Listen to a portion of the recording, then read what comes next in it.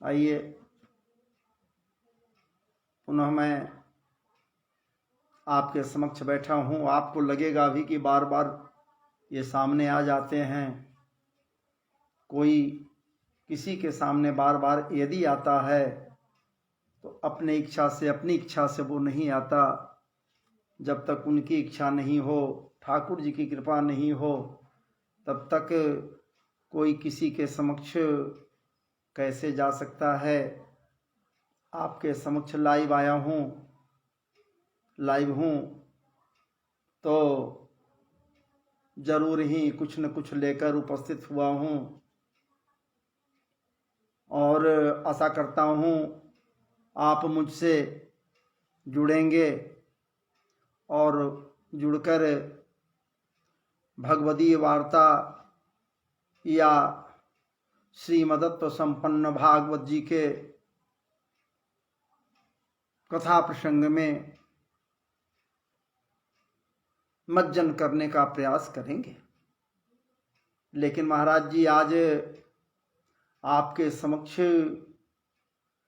जो लेकर उपस्थित हुआ हूँ उसकी पवित्रता के विषय में भला ये तुच्छ दास कैसे कर सकता है। वो कितना पवित्र है। भागवत श्रीमदत्व संपन्न भागवत जी में यदि कुछ पवित्र है, ठीक है कथाएं कोई भी कर ले, बहुत सी कथाएं हैं। कथा हरि अनंत, हरि कथाएं अनंत, अनेकों कथाएं हैं। ये बात एक अलग है, लेकिन पवित्रता कथाओं से ज्यादा श्रीमदत्व संपन्न भागवत जी के समस्त स्कंधों में, अध्यायों में जो श्लोक हैं, जो 18,000 श्लोक हैं, उनकी पवित्रता के विषय में कहाँ कोई कह सकता है। किसी के पास कहाँ विसात है कि उसकी पवित्रता क्या है, ये बतला दे कोई। यदि कोई बतला दे रहा है कि 18,000 जो श्लोक हैं इनकी पवित्रता इस प्रकार से है, ये समझ लीजिए, मान लीजिए महाराज जी जो बतलाने वाला है स्वयं ठाकुर जी है। यह ठाकुर जी का निवास स्थान उसके हृदय में हो गए हैं, या फिर वो ठाकुरमय हो गया है, कृष्णमय हो गया है, कृष्ण स्वरूप है, सत्य स्वरूप है। यदि वो, तभी 18,000 परम पवित्र भागवत जी के श्लोकों को आपके समक्ष या किसी के समक्ष रख सकता है, या फिर आस्वादन स्वयं कर सकता है, या किसी को भी करा सकता है। इसलिए ये परम पवित्र श्लोक हैं जिनको आपके समक्ष रखने जा रहा हूं, उसी को लेकर आया हूं ताकि आप भागवत भागीरथी में निमज्जित हो सकें, स्नान कर सकें। भागवत जी में आया है जो पूरे श्लोक को श्रवण करता है वो, या फिर आधे श्लोक का श्रवण करता है वो, या फिर 1/4 श्लोक को भी श्रवण करता है वो, या फिर ओम नमो भगवते वासुदेवाय जिसे द्वादशाक्षर मंत्र की संज्ञा दी गई है, वो अगर इसे भी श्रवण कर ले तो ठाकुर कृपा प्राप्त हो जाता है, ठाकुरमय हो जाता है। महाराज जी ये भी तय है कि जो भागवत जी के श्लोकों का अवगाहन करता है वो काम क्रोध मद मोह लोभ अहंकार आदि जितने ये सब के सब शत्रु हैं महाराज जी जीवन के, इसका प्रभाव नहीं पड़ता। चाहता तो है असर डाल दूं, लेकिन जो कोई भी इन श्लोकों के आश्रय में है, भागवत जी के परम पवित्र संस्कृत के श्लोकों के आश्रय में है, नित्य प्रति पारायण करता है, वो महाराज जी समस्त कामनाओं से विमुक्त हो जाता है।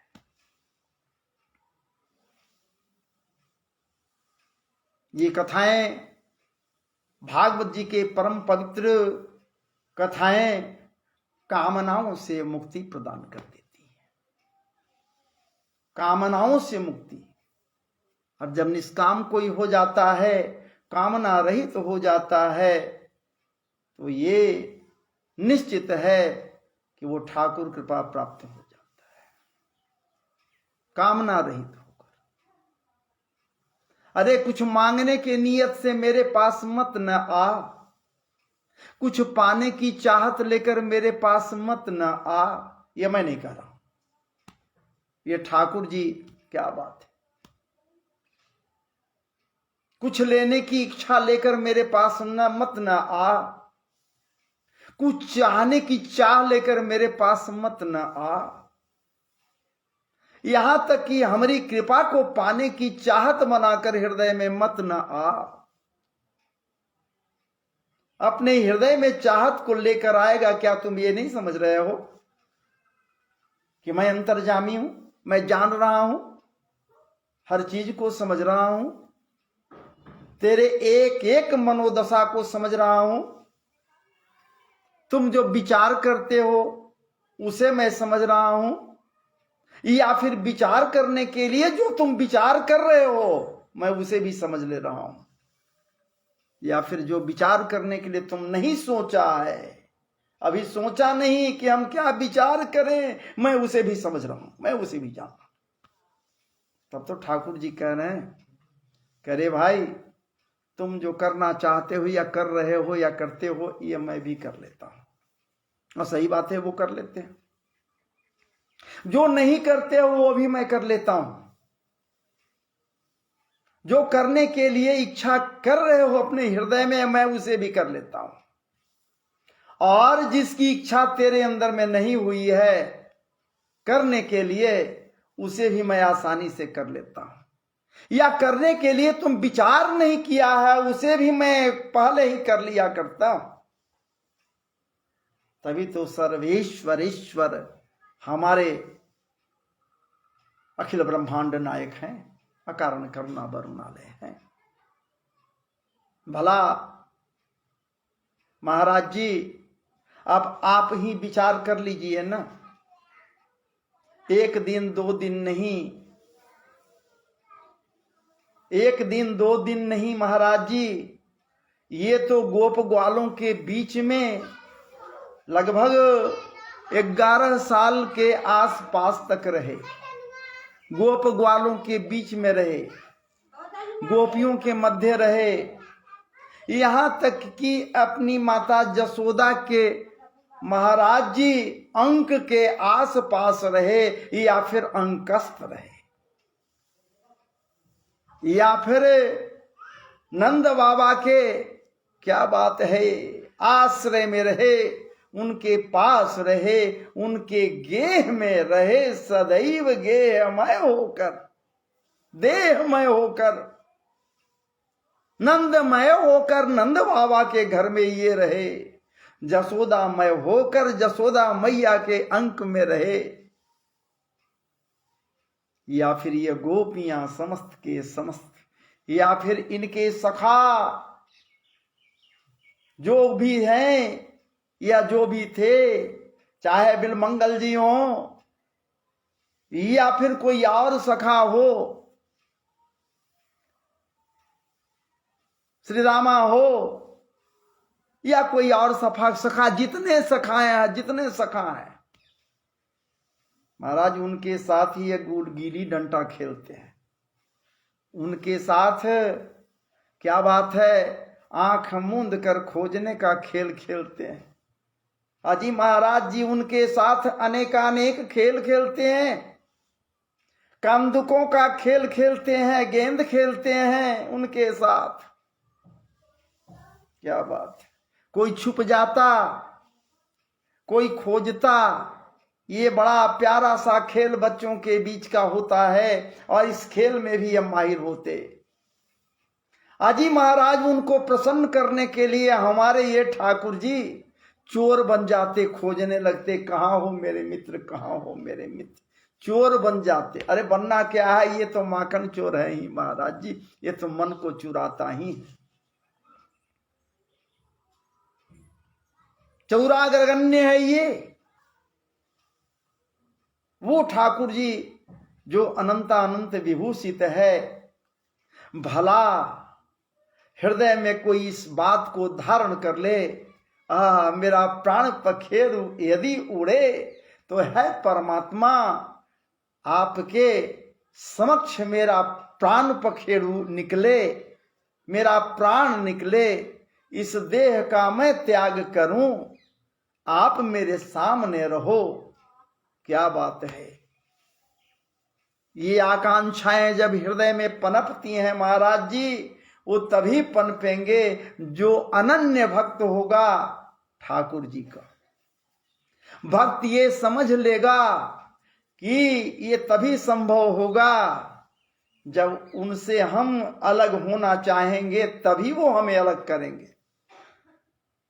ऐसे कैसे हो सकता है।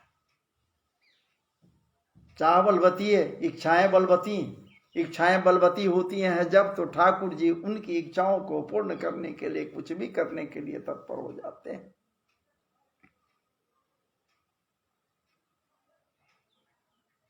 क्योंकि अब विचार कीजिए ना, बाणसैया पर भीष्म जी पड़े हैं, बाणसैया पर भीष्म जी पड़े हैं। उनकी क्या प्रतिज्ञा थी और भगवान क्या प्रतिज्ञा किए थे। विचार कीजिए, एक भक्त प्रतिज्ञा किया है, एक भगवान प्रतिज्ञा किए हैं, और भगवान अपने भक्त के कल्याण के निमित्त या फिर उसके प्रतिज्ञा का मान रखने के निमित्त अपने प्रतिज्ञा को तोड़ देते हैं। जब बंटवारा हुआ था, जब ठाकुर जी के पास में दोनों पहुंचे हुए थे, सहायता के लिए दुर्योधन भी गया है और अर्जुन भी गए हैं। ठाकुर जी वहीं पर प्रतिज्ञा किए थे कि मैं निशस्त्र होकर रहूंगा, जिसके पक्ष में रहूं मैं शस्त्र नहीं उठाऊंगा, मेरा ये मेरा संकल्प है। स्पष्ट ये उनका ये था, संकल्प था। लेकिन उसके मान को रक्षा करने के लिए ठाकुर जी शस्त्र उठा लिए, और इनकी प्रतिज्ञा थी, भीष्म प्रतिज्ञा किए थे, देवव्रत ये हैं महाराज जी, कोई साधारण सामान्य नहीं है, ये गंगा पुत्र है, ये गंगा पुत्र है, कोई सामान्य और सहज नहीं है, परमवीर ये भी हैं, परशुराम जी के शिष्य हैं, तो और क्या कही जाए। भीष्म जी ये भी प्रतिज्ञा किए हैं, यदि मैं ठाकुर जी से शस्त्र न उठवा दूं, अस्त्र न उठवा दूं, अपने हाथों में अस्त्र को न उठा लें, सुदर्शन जी को धारण न कर लें, तो मैं गंगा पुत्र न कहलाऊं, मैं गंगा पुत्र न कहलाऊं। इस प्रकार से ये प्रतिज्ञा की है। तो विचार कीजिए, ठाकुर जी उनके मान को रखने के लिए, उनके प्रतिज्ञा के मान को रखने के लिए स्वयं अपनी प्रतिज्ञा को तोड़कर समय आने पर युद्ध में महाराज जी सुदर्शन चक्र धारण कर लिए। सो बात नहीं है, सुदर्शन जी को नहीं धारण किए, रथ से कूद पड़े, ये याद उनको नहीं रहा कि चक्र मैं उठाऊं, सुदर्शन जी को उठा लूं। महाराज जी रथ के एक चक्के को उठा लिए, अपने मान को भी रखे, उनके मान का भी ध्यान किए। महाराज जी रथ का चक्का अस्त्र नहीं है, वो रथ का चक्का है। कहने वाले लोग, बहुत लोग कहते हैं, हम भी कहते हैं, सब लोग कहता है कि ठाकुर जी शस्त्र उठा लिए। क्या ये मारने के लिए कोई चीज उठा ले वो शस्त्र हो जाएगा? नहीं, ये शस्त्र नहीं उठाए, ये क्या उठाए? रथ के पहिए को उठा लिए। वो शस्त्र नहीं है महाराज जी, वो रथ का पहिया है, पहिए को उठा लिए और उस पहिए में, क्योंकि वो विचार कर रहे हैं मेरे, क्या बात है, संकल्प का मान भी रह जाए, मैं जो प्रतिज्ञा किया मैं शस्त्र नहीं उठाऊंगा उसका भी मान रह जाए और मेरे भक्त का मान भी रह जाए प्रतिज्ञा का कि मैं ठाकुर जी से शस्त्र उठा लूंगा। वो समझ रहा है, वो देख नहीं रहा, वो दर्शन कर रहा है कि जो मैं उठाया ये रथ का पहिया नहीं बल्कि इसमें तो सुदर्शन जी का आवेश आ गया है। ये सुदर्शन जी के आवेश से ये आवेशित हो गया है, ये रथ का पहिया मेरा प्राण ले लेगा। वो दर्शन कर रहे हैं और ठाकुर जी तो उठाए हैं रथ का चक्का कि मेरा मान भी रह जाए कि मैं शस्त्र नहीं उठाया, मैं तो रथ का पहिया लेकर चला, किसी से तुझे घात करूंगा। दोनों हाथ जोड़ दिया। वो वीरवर भीष्म देवव्रत भीष्म दोनों हाथ जोड़कर निशस्त्र हो गया, अपने शस्त्रों को नीचे रख दिया। महाराज जी विचार कीजिए, चूंकि वो बहुत पहले से अनन्य भक्त है ठाकुर जी का, उसकी इच्छाएं थी, आकांक्षाएं थी। ठीक है, मुझे इच्छा मृत्यु का वरदान मिला हुआ है कि जब हमारी इच्छा होगी तो मैं मरूंगा, ऐसे नहीं, प्राण मेरा निकलेगा जब हमारी इच्छा होगी। इसका मतलब ये थोड़े वरदान उनको मिला हुआ है कि इनको दुख नहीं होगा, आपको दुख नहीं होगा, तकलीफ नहीं होगा, आपके शरीर का क्षति नहीं होगा, ऐसा वरदान तो नहीं है महाराज जी। वरदान इच्छा मृत्यु का है, मरना तो है ही है, लेकिन आपके इच्छा के अनुकूल मरेंगे, आप मरेंगे अपने इच्छा के अनुकूल मरेंगे। भीष्म को ये वरदान है महाराज जी। ठाकुर जी जान भी रहे हैं इस बात को, लेकिन आकांक्षाएं हैं, उत्कंठाएं हैं, और परम आह्लाद में आह्लादित होते हुए भीष्म ये विचार कर रहे हैं कि यदि वो चतुर्भुजी सशंक चक्रम सकरीट कुंडलम सपीत वस्त्रम सरसीरुहेक्षणम सार वक्षस्थल कौस्तुभिश्रियम नमामि विष्णु शिरसा चतुर्भुजम, वो चतुर्भुजी शंख चक्र गदा पद्म धारण करने वाला यदि हमारी मृत्यु के समक्ष हमारे सामने रहे तो क्या बात है, मैं उसके लोक को चला जाऊंगा, आवागमन के साधन से मैं मुक्त हो जाऊंगा, ठाकुर जी का कृपा हमें मिल जाएगा। क्या बात है अजी महाराज जी, भला ये हैं भीष्म देवव्रत हैं, जब अपने प्रत्यंचा से बाणों का संधान करते अर्जुन को लक्ष्य कर करके महाराज जी, तो क्या ये संधान किए तो क्या अर्जुन को लक्ष्य नहीं बना सकते थे? ये लक्ष्य भेदन क्या ये भूल गए थे? लक्ष्य भेद कर सकते थे, निश्चित कर सकते थे। कोई प्रेम मोह माया वहां काम नहीं आता। और जिस प्रकार स्वयं बाणसैया पर नीचे पड़े हुए हैं, बस उसी प्रकार से बाणसैया पर महाराज जी बाणमय बनाकर अर्जुन को भूषाई कर दिए, दे सकते थे, कर देते, करने में निपुण थे, कोई हर्ज नहीं, कर देते। लेकिन कैसे नहीं हुए, हुआ क्यों नहीं हुआ?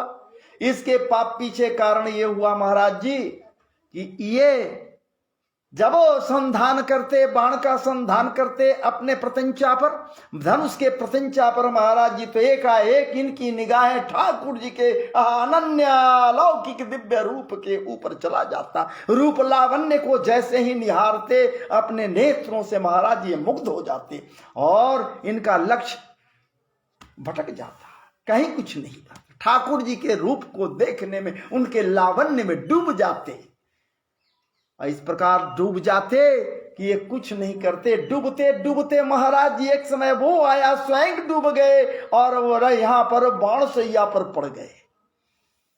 भीष्म, क्या इस भाव को ठाकुर जी नहीं आंक रहे हैं?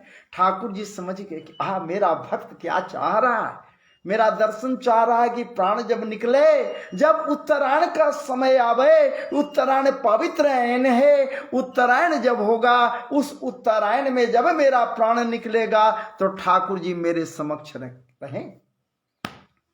बेला तो वही है महाराज जी, और उसी बेला में तो ठाकुर जी पहुंच गए हैं उनके समक्ष, और उसी आख्यान के विषय में हम आपके समक्ष लेकर आए हैं संस्कृत के परम पवित्र श्लोकों को। इतने देर तक जो कुछ हमारे हृदय का उपज हुआ आपके समक्ष रखा। अब आइए मैं आपको वहां ले चलूं जहां सूत जी नैमिषारण्य में बैठे हैं। नैमिषारण्य क्षेत्र में सूत जी महाराज करोड़ों सूरज के समान बैठे हैं। थोड़ा ऊंचे सिंहासन नहीं है, आसन पर ऊंचे, आसन पर ज्यादा ऊंचा नहीं महाराज जी, लेकिन आसन है ऊंचा, उसी पर बैठे हुए हैं ताकि अपने नीचे बैठे हुए लोगों के आंखों से आंखें मिलाकर मैं उनको पान कराऊं कथा रस का।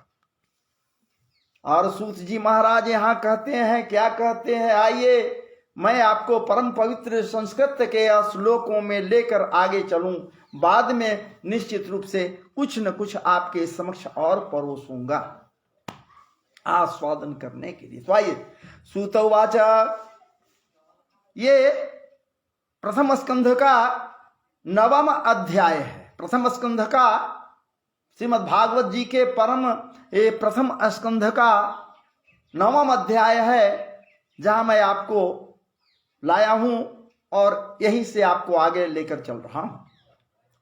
श्री सूत उवाच, इति भीत प्रजा दोहात सर्वधर्म विवित्सया ततो विनशनं प्रागात् जत्र देव व्रतोपतत् तदा ते भ्रातरः सर्वे सदस्वैः स्वर्णभूषितैः अन्नवगच्छन् रथैर्विप्रा व्यासधौम्यादयस्तथा भगवान्नपि विप्रर्षे रथेन सधनञ्जयाः सतैर्व्यरोचत नृपः कुबेर इव गुह्यकैः दृष्ट्वा निपतितं भूमौ दिवश्च्युतमिवामरम् प्रणेमुः पाण्डवा भीष्मं सानुगाः सहचक्रिणा तत्र ब्रह्मर्षयः सर्वे देवर्षयश्च सत्तमः राजर्षयश्च तत्रासनो द्रष्टुं भरतपुङ्गवम्।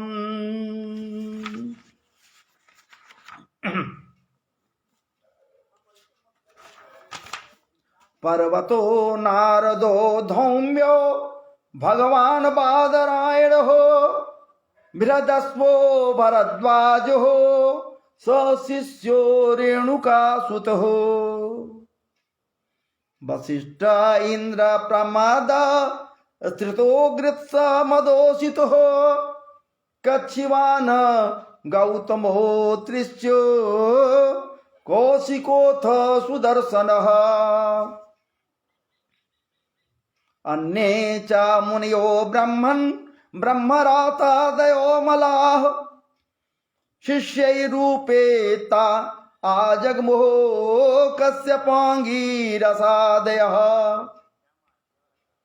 तान् समेतान् महाभागा नूपलभ्य वसोत्तमः पूजयामास धर्मज्ञो देशकाल विभागवित् कृष्णं च तत् प्रभावज्ञ आसीनं जगदेश्वरं हृदयस्थं पूजयामासो माययोपात विग्रहम् पाण्डुपुत्रानुपासीनां प्रोश्रय प्रेम संगतान् अभ्याचष्टानुरा गैस्त्रैरन्धिभूतेन चक्षुषा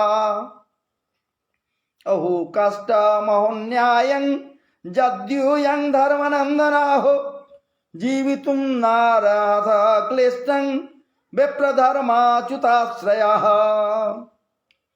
संस्थिते तीरथे पाण्डौ पृथा बाल प्रजावधो जुष्मत् कृते बृहन् क्लेशान् प्राप्ता तोकवती मुहुः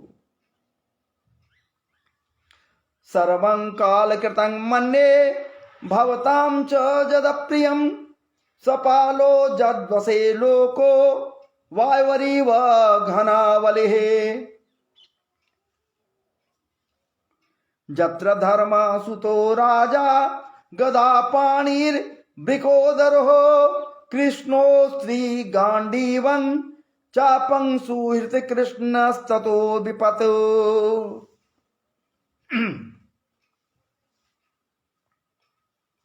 न हि अस्य कर्हि छिद्रा जनपुमान वेद विधित्सतं जद्विजिज्ञासया युक्ता मुह्यन्ति कवयोऽपि तस्मादिदं दैवतन्त्रं व्यवस्य भरतर्षभ तस्यानुविहितो नाथा नाथ पाहि प्रजा प्रभो एक वै भगवान् साक्षात् दाद्यो नारायणः पुमान् मोहयन् मायया लोकं गूढश्चरति वृष्णिषु अस्यानुभावं भगवान् वेदगुह्यतमं शिवं शिवः देवर्षि नारदः साक्षात् भगवान् कपिलो नृपः यं मन्यसे मातुलेयं प्रियं मित्रं सुहृदत्तमम् अकरो सचिवं दूतं सौहृदादत् सारिथिं सा सर्वात्मनः समदृशो हि अद्वया स्नानं कृते तत्कृतं मतिवैषम्यं निर्वध्यस्य न क्वचित् तथाप्येकान्तभक्तेषु पश्य भूपानुकम्पितं जन्मे संस्त्यजत साक्षात् कृष्णो दर्शनमागतः भक्त्यावेश्य मनोजस्मिन् वाचा जन्नाम कीर्तयन् त्यजन कलेवरं जोगी मुच्यते कामकर्मभिः सदेव देवो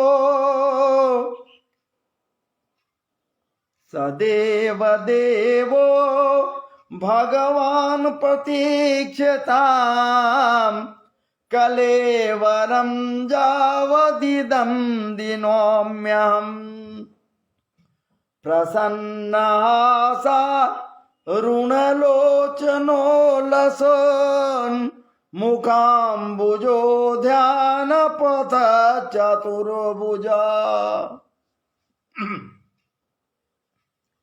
सुतोवाच युधिष्ठिर अस्तदा कर्ण्य शयानं सरपञ्जरे अपृच्छाद्विधान्य मानीषानीनां चानुसिन्वताम्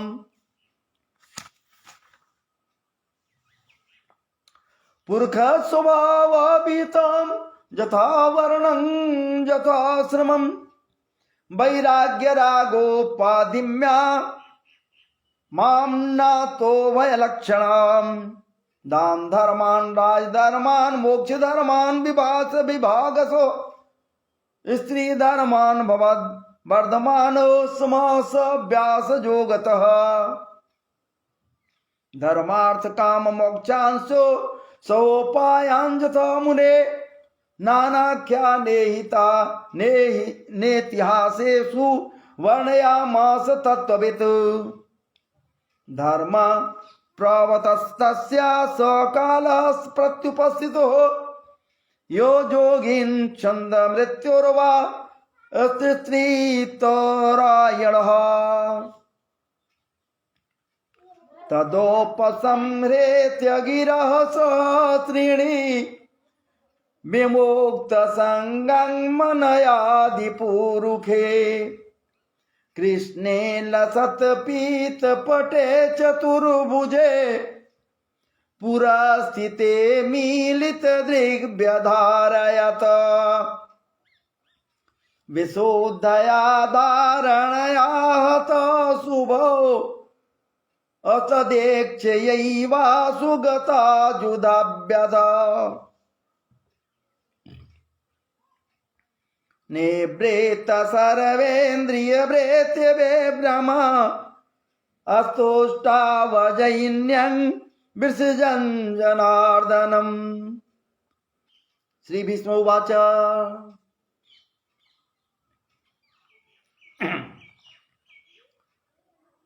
इति मतिरूपकल्पिता वितृष्णा। इसे मैं प्रारंभ करूं, एक बार पुनः आपको मैं इशारा करते हुए मार्गदर्शन कराते हुए यहाँ की बातों को रखना चाह रहा हूं ताकि आसानी से आप इन श्लोकों के भाव को समझ सकें। है तो संस्कृत में संस्कृत साहित्य है, लेकिन महाराज जी चलिए यहाँ क्या भाव है, क्योंकि ये तो मैं पहले बतला चुका आपको। वहाँ देवव्रत जी के समक्ष जो बाणसैया पर पड़े हुए हैं हमारे ठाकुर जी, क्या बात है, नंदन नंदन जसोदानंदन देव की सुत वसुदेव नंदन ब्रज बिहारी मनमथ नाथ बांके बिहारी लाल जी महाराज ब्रजेंद्र नंदन मदन मोहन संवरिया सरकार पांडवों के साथ उनके दर्शन के लिए उस स्थान पर पहुंचे हैं जहां बाणसैया पर भीष्म जी पड़े हैं। विचार कीजिए न थोड़ा सा आप भी। हम चाहते हैं कि ठाकुर जी हमें दर्शन दें, हम चाहते हैं कि ठाकुर जी हमें दर्शन दें, ये बात तो जरूर है। क्या बात है, लेकिन यहां हो रहा है क्या भैया, ठाकुर जी दर्शन करने के लिए कहाँ जा रहे हैं, अपने भक्त का दर्शन करने के लिए ठाकुर जी जा रहे हैं। यह एक भाव, ये दूसरा भाव ये लेकर चलिए कि या फिर ठाकुर जी संवरिया सरकार अपना दर्शन देने के लिए अपने परम पवित्र प्रिय भक्त भीष्म के समक्ष जा रहे हैं, चले गए हैं, भीष्म के समक्ष गए हैं ठाकुर जी, क्योंकि मुराद पूरी करनी थी। भीष्म का मुराद, भीष्म का मुराद था, ऐसा संकल्प था या इच्छाएं थी कि हमें ठाकुर जी का दर्शन होता प्राण निकलने के समय में। तो महाराज जी ठाकुर जी पहुंच गए वहां, मन की बात को समझने वाले ठाकुर जी वहां पहुंच गए हैं सबों के साथ। और जब ठाकुर जी को देख रहे हैं तो देखने के पश्चात ये वहां पर कह रहे हैं कि कह रहा है भैया भीष्म जी, अय ठाकुर जी, अय ब्रजेंद्र नंदन मदन मोहन संवरिया सरकार, मैं मृत्यु के कगार पर हूं।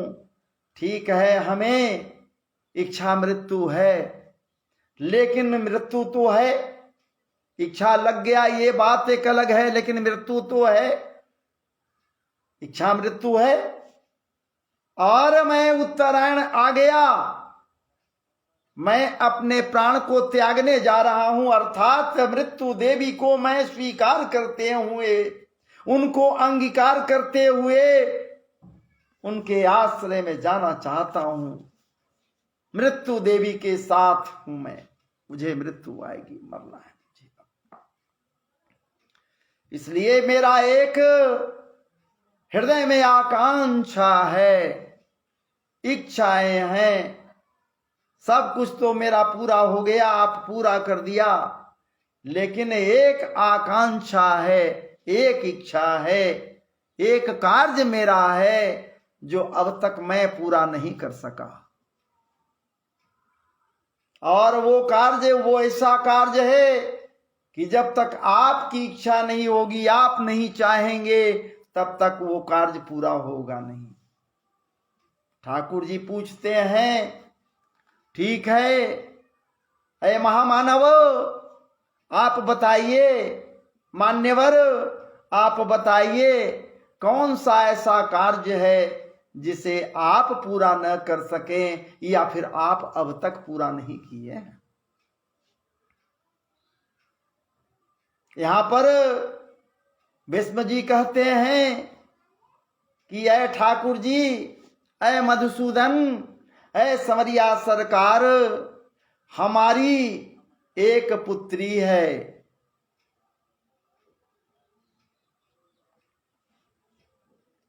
हालांकि मुझे कुछ कहनी नहीं चाहिए, क्योंकि इस समय मृत्यु के गोद में जाने के लिए मैं आकुल हूं, मैं कामना रहित हूं, कामना मेरे अंदर है नहीं, मैं निष्काम हो गया हूं। काम क्रोध माद मोह लोभ अहंकार आदि जो शत्रु हैं वो हमसे अलग हो गए हैं, मैं धारण नहीं किए हुए हूं, इसलिए कामना रहित हूं। फिर भी ये कामना एक है, ये बलवती है, कार्य है जो बलवती है, आज जिससे किसी का कल्याण हो जाए, यदि कल्याण हो जाए तो कामना को धारण करना पड़े तो कामना को धारण करनी चाहिए। त्यागने के पश्चात मैं कामना रहित होने के बाद में भी मैं आपके समक्ष अपनी कामना को व्यक्त कर रहा हूं। हमारी एक पुत्री है महाराज जी, उसकी शादी अब तक नहीं हुई है, कोई वर्ण नहीं किया है उस पुत्री का।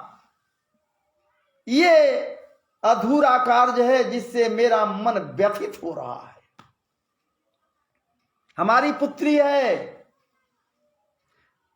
जिसका पाणी ग्रहण संस्कार नहीं हुआ है, न किसी के साथ ये प्रणय कर की है और न उसका किसी के साथ परिणय हुआ है।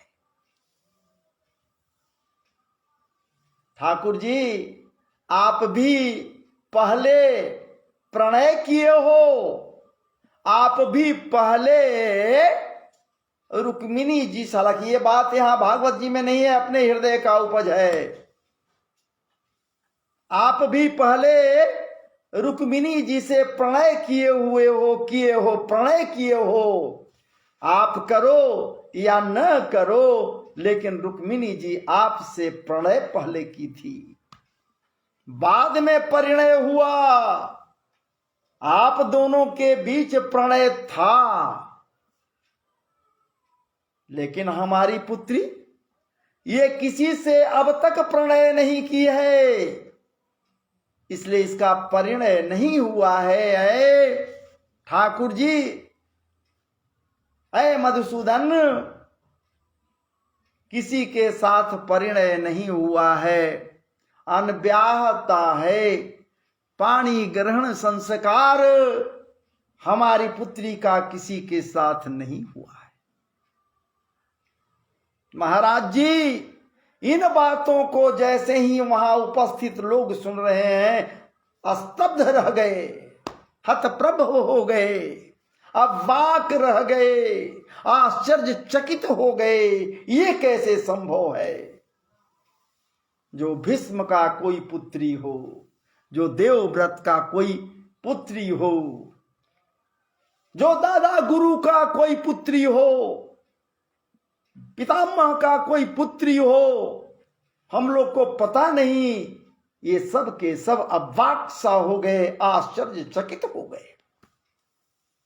युधिष्ठिर महाराज विचार करने लगे, मैं तो इनका परम प्रिय था, हमको कभी नहीं बतलाए, अर्जुन विचार कर रहे हैं कि ठीक है, बड़े भैया को खूब ये चाहते थे, क्या बात है, धर्माधिकारी होने के कारण खूब चाहते थे, लेकिन मैं तो उनका लाडला सा था, उनके अंकों में ही तो मेरा ये बाल्यपन गुजरा है, मुझे कभी नहीं बतला सके मैं इतना प्यारा था पितामह का कि उनका कोई पुत्री भी है।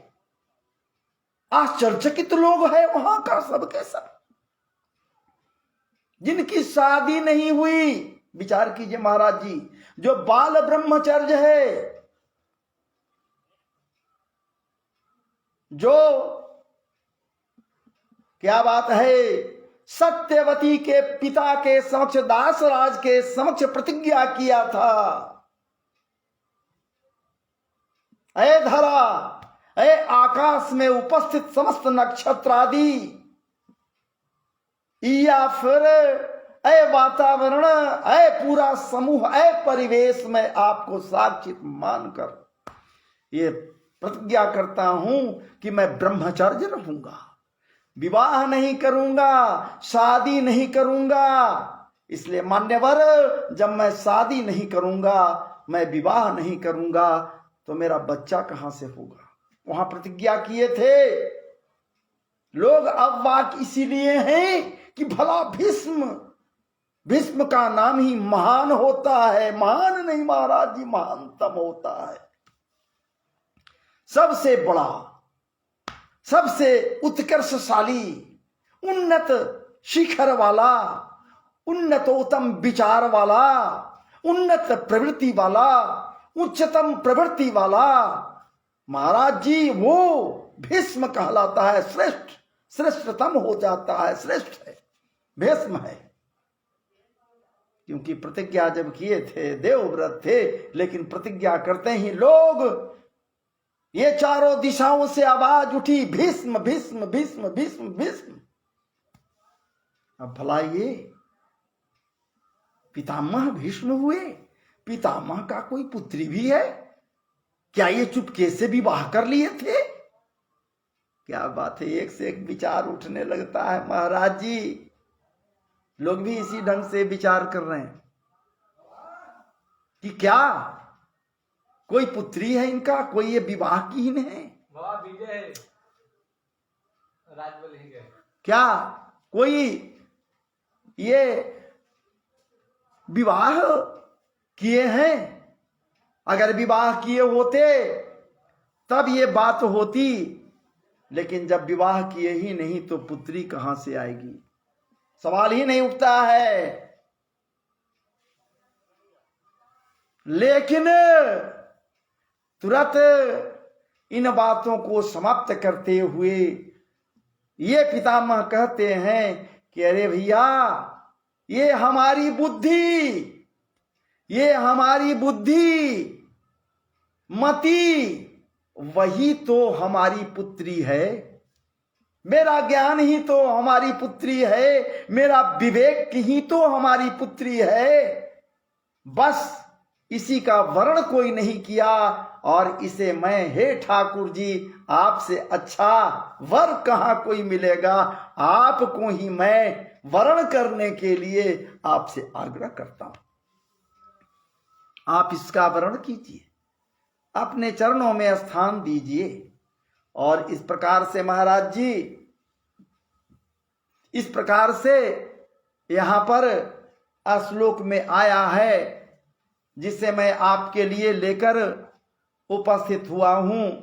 इतिमति रूप कल्पिता वितृष्णा भगवती सात्वत पुंगवे विहुम्नि स्वसुखमुपगते क्वचिद् विहर्तुं प्रकृतिमुपेयुषि जद्दव प्रवाह त्रिभुवन कमनं तमालवर्णं रविकर गौरवराम्बरं दधाने वरपुरक कुलावृता वितनानाब्जं विजय सखे रतिरस्तु मे नवद्या युतितुरग जो धूम्रा विश्वको कचलुल्लिता श्रमवार्यालंकृतास्यै मम निशीत शरैर्विद्यमान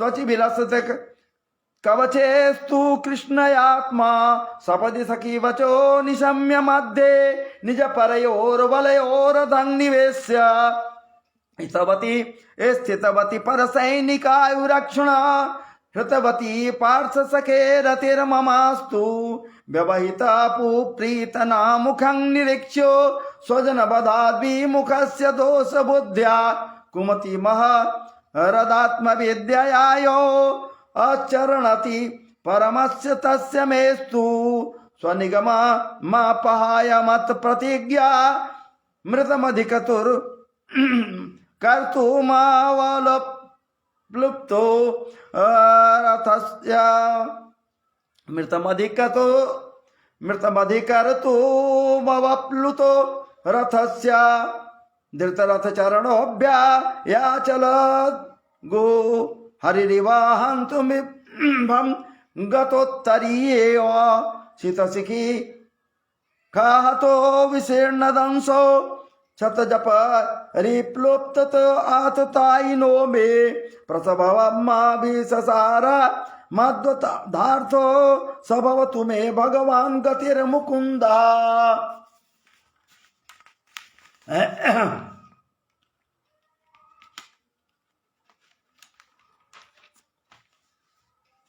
विजयरथ कुकुटुम्बया ततोत्रे घृतहरस्मनि तच्छ्रियक्षणीये भगवती रविरास्तु मे मुमुर्खो हरेयमिह निचक्ष्यता गता स्वरूपम।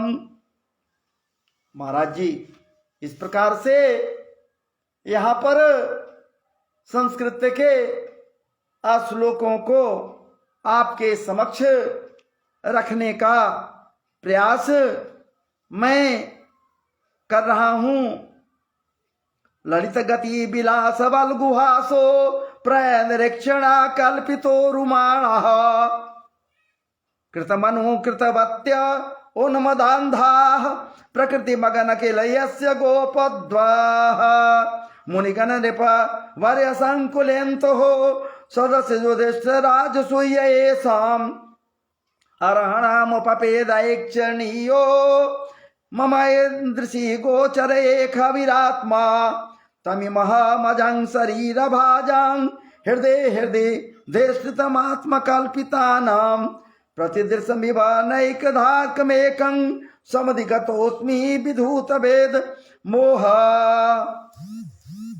श्रीस्तुतोवाच कृष्ण एवं भगवती मनोवाग दृष्टिवृत्तिभिः आत्मन्यात्मन मावेस्य स्वंत श्वास उपारमतो आत्मन्यात्मानवे मावेस्य स्वंत श्वास उपारमतो संपद्यमानमज्ञाय भीष्मं ब्रह्मणि निष्कले सर्वे बुभुवुस्ते तुष्णी व्यांसीव दिनात्यये तत्र द्वन्द्वो भयो नेदुर्देवमानववादिताहो सशंसु साधवो राज्ञां खात्पेतु पुष्पवृष्टयः तत्सन्निरहणादीनि सम्परेतस्य भार्गव युधिष्ठिरः कारयित्वा मुहूर्त दुःखितो भवता तुष्टुर्वरुणेय हृष्टा कृष्णं तदोगुह्यनामभे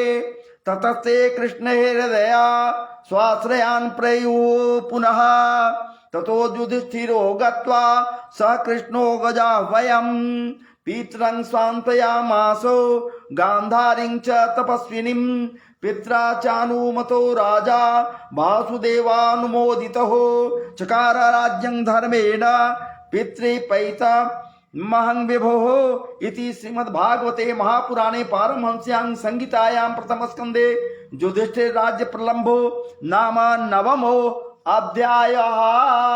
यहाँ पर नवम अध्याय विराम लिया प्रथम स्कंध का।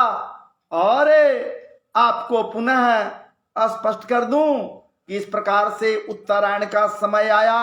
अपने बुद्धि रूपी पुत्री को श्री ठाकुर जी के पवित्र चरणों में महाराज जी समर्पित करते हुए उत्तरायण में उनको एक टक से देखते हुए, क्या बात है, सुंदर स्वरूप को दर्शन करते हुए अपने शरीर का त्याग किए, उनके अंदर से दिव्य ज्योति निकली और ठाकुर जी के विग्रह में जाकर समा गया। इस प्रकार से मैं यहाँ पर अब विराम ले रहा हूं। जय जय श्री राधे, जय जय श्री राधे, जय जय श्री राधे। भागवत जी भगवान की जय, भागवत महापुराण की जय।